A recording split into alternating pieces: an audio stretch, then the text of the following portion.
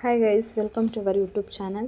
ಇವತ್ತಿನ video special ಏನಪ್ಪ ಅಂದರೆ ಬೇರೆಳಬೆ, ಹೆಗ್ಗಳಬೆ ಅಂತಾರೆ. ನಮ್ಮ ಮಾವ ತೋಟದಲ್ಲಿ ಸಿಕ್ಕಿತ್ತು ಅಂತ ಹೇಳ್ಕೊಂಡು ಅಪರೂಪಕ್ಕೆ ಎಳಬೆನ ತೊಗೊಬಂದಿದ್ರು. ಮಲೆನಾಡಲ್ಲಿ ಮಳೆಗಾಲದ ಟೈಮಲ್ಲಿ ಕಂಡುಬರುವಂಥ ಅಣಬೆ ಇದು. ತುಂಬಾ ಚೆನ್ನಾಗಿರುತ್ತೆ, ರುಚಿಯಾಗಿರುತ್ತೆ. ಸೊ ನಮ್ಮ ಅತ್ತೆ ತುಂಬಾ ಚೆನ್ನಾಗಿ ಮಾಡ್ತಾರೆ ಅಡುಗೆ. ಸೊ ಅವರೇ ಇದನ್ನೆಲ್ಲ ಕ್ಲೀನ್ ಮಾಡಿ ರೆಡಿ ಮಾಡಿದ್ರು, ಮಣ್ಣೆಲ್ಲ ತೆಗೆದುಬಿಟ್ಟು. ನೆಕ್ಸ್ಟು ಒಂದು ಬಾಣಲಿಗೆ ಸಾಂಬಾರಿಗೆ ಮಸಾಲೆ ಬೇಕಲ್ವ, ಸೊ ಅದಕ್ಕೆ ಬಾಣಲಿಗೆ ಎಣ್ಣೆ ಹಾಕಿಬಿಟ್ಟು ಚಕ್ಕೆ ಲವಂಗ ಎಲ್ಲ ಹಾಕಿ ನೆಕ್ಸ್ಟು ಈರುಳ್ಳಿ ಟೊಮೆಟೊನ ಚೆನ್ನಾಗಿ ಫ್ರೈ ಮಾಡಿಕೊಂಡ್ರು. ನಮ್ಮ ಮೈದನ ವೀಕೆಂಡ್ಸ್ ಇತ್ತು ಅಂತ ಮನೆಗೆ ಬಂದಿದ್ದರು ಬೆಂಗಳೂರಿಂದ. ಸೊ ಅವ್ರ ಅದೃಷ್ಟಕ್ಕೆ ಈ ಅಣಬೆ ನಮಗೆ ಸಿಕ್ಕಿತ್ತು. ಸೊ ಚೆನ್ನಾಗಿ ಫ್ರೈ ಮಾಡ್ಕೊಂಡಾದ್ಮೇಲೆ ನೆಕ್ಸ್ಟ್ ಅದಕ್ಕೆ ಧನಿಯಾ ಮತ್ತು ಖಾರದ ಪುಡಿನ ಹಾಕಿದ್ರು. ಆ ಮಸಾಲೆಗೆ ಖಾರ ತುಂಬಾ ಹಾಕಿಲ್ಲ ಅವರು, 1.5 ಸ್ಪೂನ್ ಅಷ್ಟೇ ಹಾಕಿದ್ದು. ಖಾರ ಕಮ್ಮಿ ಹಾಕಬೇಕು ಆ ಸಾರಿಗೆ.